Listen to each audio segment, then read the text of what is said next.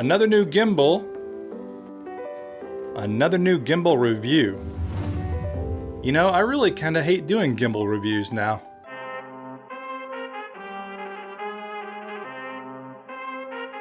I need all the wins, yeah. Ain't no L's, I gotta get it, no call and quits, yeah. Gotta keep on moving no matter how hard it gets, yeah. Better move out the way, cause I'm coming with harder hits. My head is as hard as a brick, but I'm harder than all it is. You better move, you might get knocked out, knocked out. You better move, you might get knocked out, knocked out. You better move, you might get knocked out, knocked out. You better move, you might get knocked out, knocked out. My heart on my sleeve. Shit on my greed. That's how I get it. Success ain't no giving. Some days I don't hit, I don't sleep. When I'm focused, I'm dangerous. They don't wonder when I'm anxious. Ain't no limit till I tank. I'm running on fumes. The opposition don't amaze. The roads racing through the pavement. Get your hands out of my bag. I know that's because I've been in it. I don't need to brag. I guess that's what happens when you taking care of your business. But some family, you do the math. I'm out of my pocket. Houston, we got a problem, man. Perfect, let them watch me. All right, I don't completely hate gimbal reviews, but I do hate regurgitating the spec sheet from a manufacturer's website, which I think a lot of gimbal reviews do, and I've done those myself. And so what I really want to do is be pragmatic about it and show or talk about stuff that I actually really use and that as a filmmaker, I want to test out, because I don't care about the vortex mode and all that kind of stuff.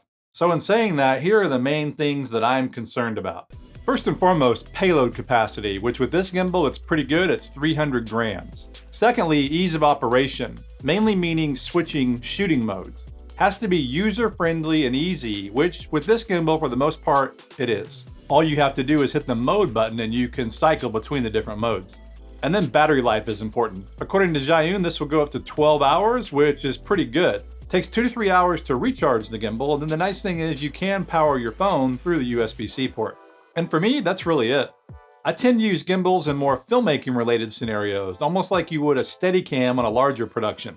So again, I don't really care about all the different effect modes like hyperlapse or vortex, etc. But if you want to use that stuff, they do have it in their app. Speaking of the app, for some reason this gimbal runs on the consumer version ZY Cami app. In other words, not a pro app. Now, no gimbal apps are really that professional in my opinion. I always use third-party apps like FiLMiC Pro when shooting, but the other Zhiyun gimbals, including the Smooth 4, run on the ZY Play app. So I'm not sure why they switched this newer and nicer gimbal to the seemingly lower-end app. Now, the only things I really use native gimbal apps for are, first, setting up the gimbal. Which, by the way, yes, you do have to register to use the app, which I absolutely hate, and other gimbal companies do this too. Although here, you don't have to register to actually use the gimbal like with other brands. So if you don't want to use the app at all, then you don't have to register and the gimbal will work. But other than the initial setup, I really only use the app to do firmware updates and control various functions like motor speed and joystick speed. And then importantly, to calibrate the gimbal.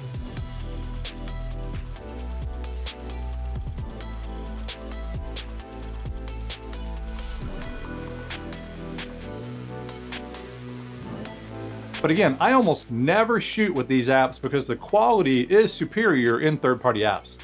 So now to the main thing I really care about using a gimbal, and that is related to payload capacity, which again on this gimbal is 300 grams. That is, what accessories can we put on the gimbal and how does it work with those attached? And I, of course, am mainly talking about third-party lenses and filters, which I use all the time, especially filters. Before we get into setting up the gear, I need to tell you about today's sponsor, POND5. If you create YouTube videos, etc., then you've likely used stock footage. A lot of stock providers offer yearly subscriptions though, and that doesn't always work if you're just looking to make a one-off purchase. I often just need one clip, not 50, and that's an awesome benefit of POND5. You can pay per item. And if you do prefer a membership, you can go that way too. POND5 has the largest online collection of footage with over 30 million video clips, and all footage is yours to use anywhere for professional or personal projects across all platforms forever. In addition to video, POND5 offers music, sound effects, photos, After Effects templates, and 3D models. So next time one of your projects needs stock media, check out POND5. And if you use the link in the description, you can save 20% on your first purchase. Thank you, POND5, for sponsoring this video.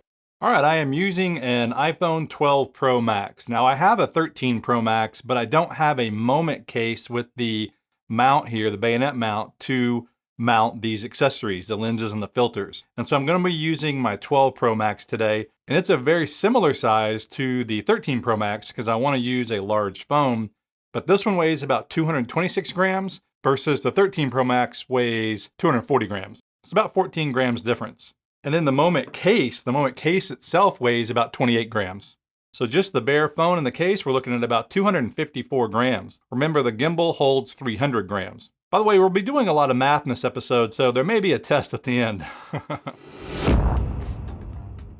And so the first setup I'm going to show is one I use a lot, and that is the case and the phone I just went over, but then an ND filter. And this filter setup is using the Moondog Labs multi-camera filter mount. I also have a step-up ring in here, 52mm to 58mm, because I'm using a 58mm ND filter.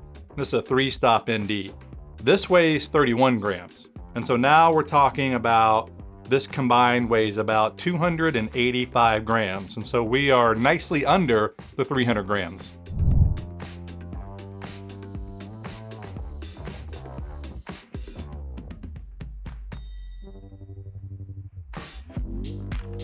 This first test, I'm doing a fast walk, and then when I get up near the fence, I do some quick moves with the gimbal to see if the lens and the weight affects the motors.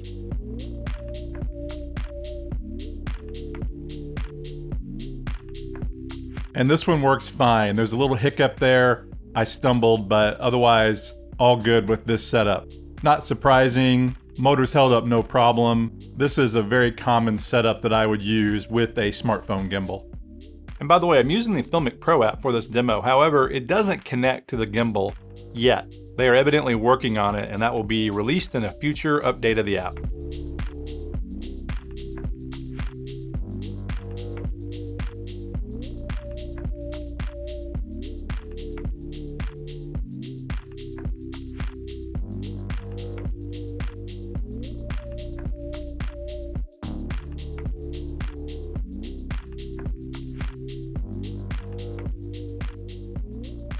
All right, now on to some lenses, and this is a Moment Anamorphic, and it's really the lightest lens they have, or it's one of them anyway. And this one weighs about 42 grams. And so 42 plus 254, we're now up to 296 grams. So we're getting close to 300 gram payload capacity.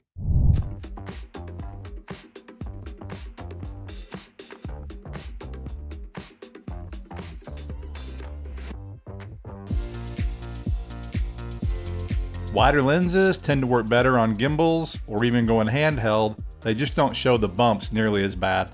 And this Anamorphic is no exception.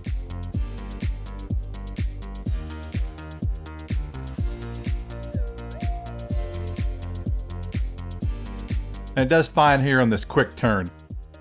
This is a nice light lens, so the motors have no problem with it. And I would say this is probably one of the better lenses to use with this gimbal as it relates to weight.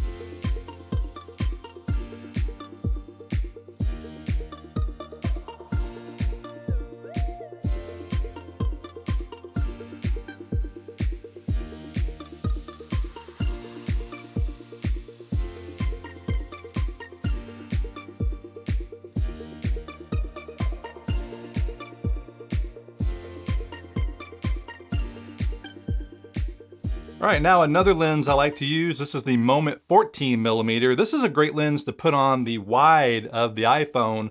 Since the ultra wide is not nearly as good of a camera and lens, this makes it like you have an ultra wide on your wide. And now this lens weighs 56 grams, so we're getting a little bit heavier. So 56 plus 254, we are now at 310 grams. So we're technically over the payload capacity with this setup.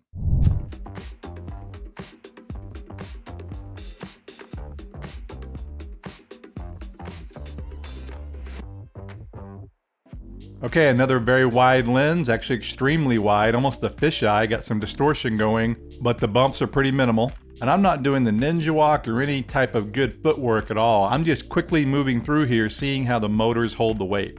And so this lens did fine on the quick turn here, and overall it does seem to work fine with the motors. And so this lens, I would say, is a good one to use with this gimbal if you want a very extreme wide shot.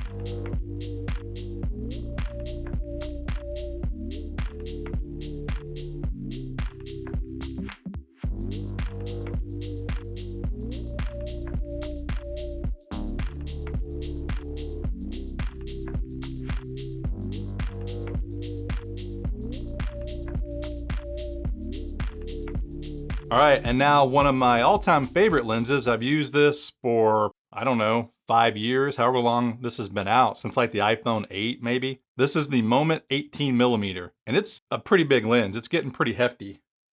You can see the size difference between it and the 14. This is a pretty good size lens.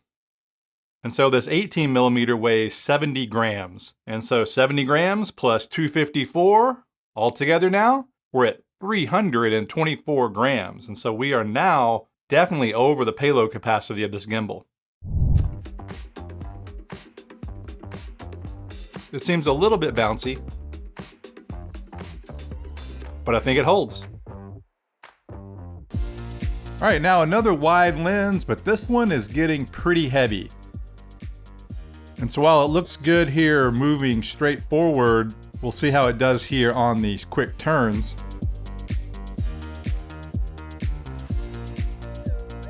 And yeah, it didn't hold here. The weight was too much for the motors. So when using this lens with this gimbal, I would probably avoid any quick type moves like I just demonstrated and just keep it pretty simple.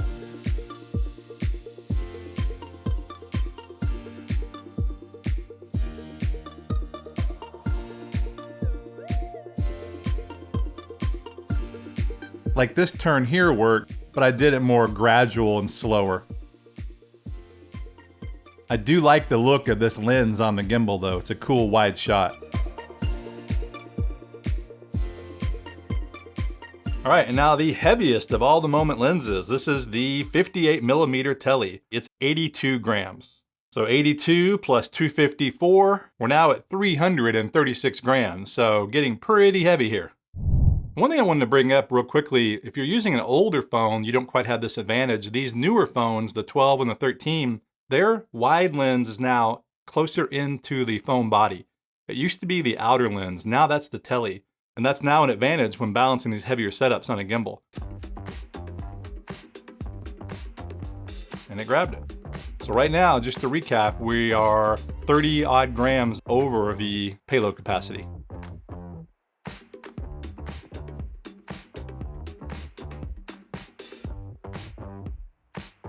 And it seems to work.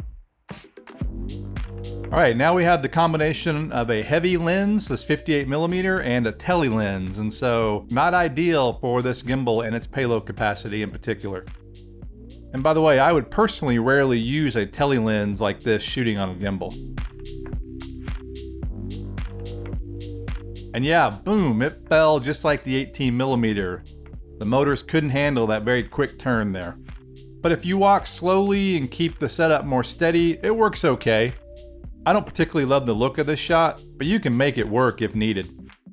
Just avoid any quick pans or tilts, sort of like with the 18mm, and you'll be okay. Just remember that Tele lenses, whether you're shooting on a gimbal or handheld, any kind of bump or vibration will be seen more, it'll be more prevalent. Wider lenses are much better at hiding or preventing that.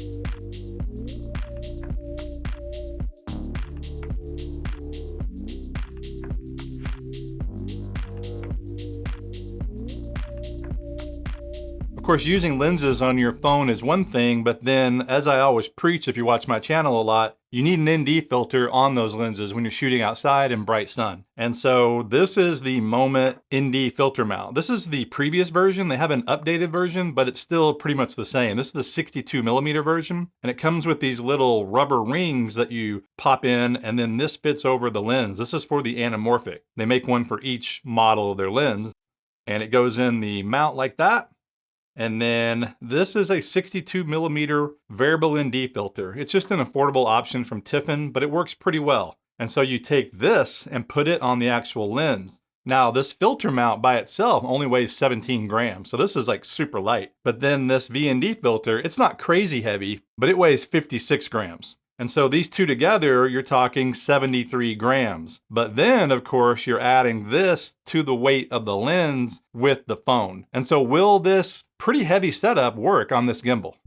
All right, and so I've got this already assembled, and I've decided I'm only going to put the filter on the Anamorphic. After testing the two larger lenses, I feel like that's going to be pushing the weight a little bit too much. You could probably use it, but just to be on the safe side, I'm going to go with the lightest lens. And plus, this is a good look with this setup.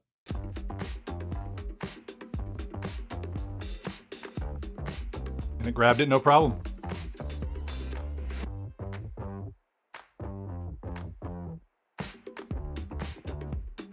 Looks good. So this setup worked surprisingly well. And I shot a couple different things here just to show what it could do. Flares are always fun, but the footage is nice and smooth too. It's really cool this gimbal will hold this setup, because you can do quite a lot of different jobs with something like this.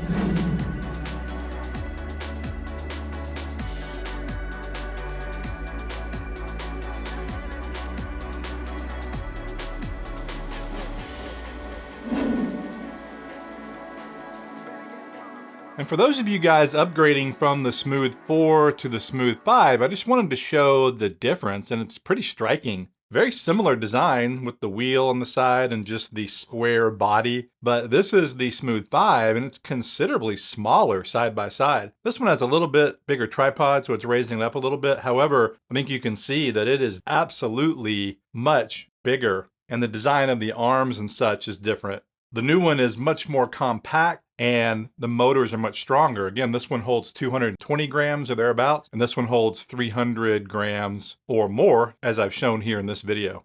All right, so a quick recap. Using the filter with the Moondog Labs multi-filter mount, this one is no problem, works great. The Anamorphic by itself especially works great, it's light enough. The 14mm, this one works okay too, and since it's so wide, kind of like the Anamorphic and the 18mm, it takes out extra bumps. And so this one though, again, from a weight perspective, it's light enough to where it's not really affecting the gimbal at all.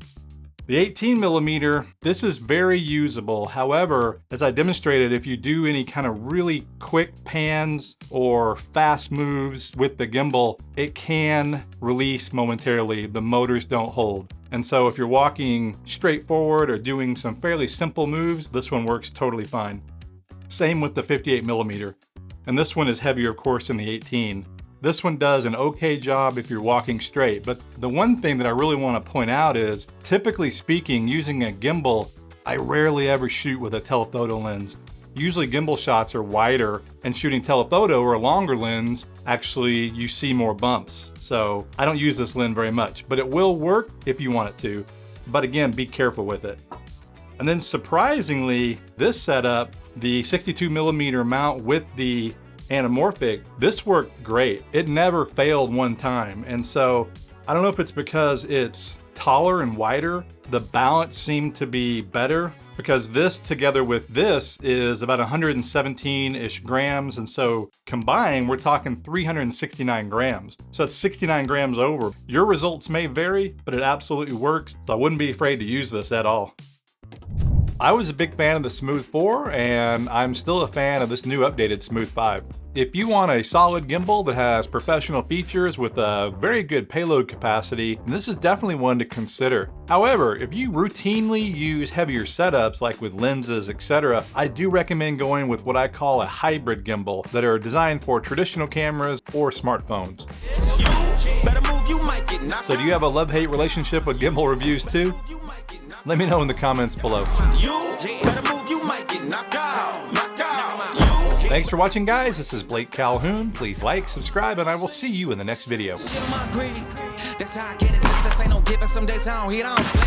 When I'm focused, I'm dangerous. They don't wonder when I'm anxious. Ain't no limit till I tank. I'm running on fumes. The opposition don't amaze. The roads racing through the pavement.